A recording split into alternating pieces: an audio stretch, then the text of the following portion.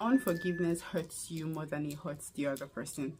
I had an encounter with the Holy Spirit, and then he broke this thing down for me. I love the way he told me, and that's how I'm going to tell you guys, about unforgiveness, about, partially forgiving people, about somehow keeping the hurts that has been done to you in your heart and using that as a base to determine how you would interact with, said person and all that.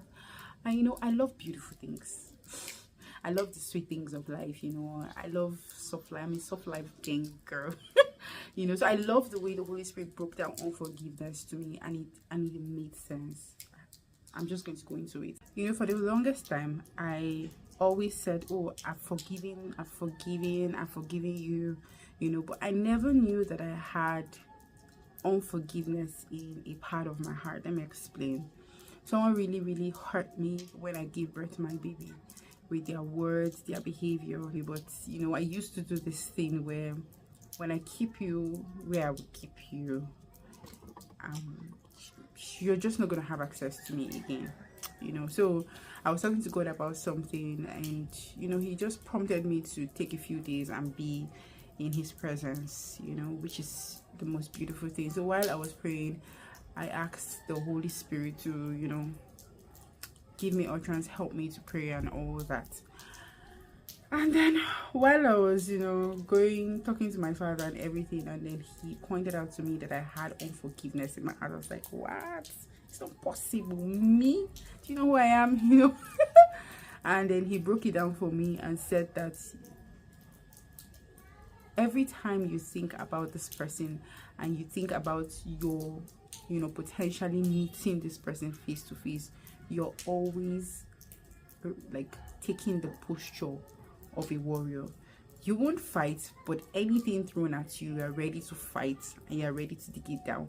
And it stems off of what happened a few years ago, which is not right, but you can't keep holding it. And I was like, well, I was talking to the Spirit. I was like, well, I'm glad you understand that what happened to me wasn't a good thing. And then he told me something profound that made me cry, which I'm going to tell you guys. He said that when you have unforgiveness in your heart, or because of offense you decide to cut off from someone that's not necessarily toxic, but you just want to make it clear that, look, I can't give you the opportunity to hurt me again, which, by the way, I digress a bit. Human beings will offend you. It's a normal thing. Jesus said that we should bear with one another. I feel like Daddy Babaji was like, see, just bear with each other. You're gonna offend each other. It's something that that's bound to happen, really. So Jesus said bear with one another. When he said it, I feel like he understands human nature. There's absolutely no way you will not be offended. Even your children will, in fact, and most definitely, offend you. But he made me understand that when you take offense and you put it in your heart and you hold onto it and you use that offense, and in this context is actually still unforgiveness, you use that to begin to determine the way you react, or the way you would communicate with said person. That is unforgiveness. And one of the things that the enemy is doing is he uses that to put a block, like to block your way from the beautiful things God would have done in your life. Let me say this thing again. When you have any shred of unforgiveness, animosity, bitterness in your heart towards anybody at all, the enemy is using that to prevent good things. Let me say it simply, good things from happening in your life, happening in your family, in your business, in any area of your life. That's what the enemy is doing. That's just so when you forgive and you truly let go and choose to let love lead, it actually benefits you more than it benefits any other person. And the enemy knows this. When you have that and you're like, see, this is my sister-in-law, I'm just going to anytime I see her, I'm not going to look for a job, but she tries me, I'm going to show her who is boss.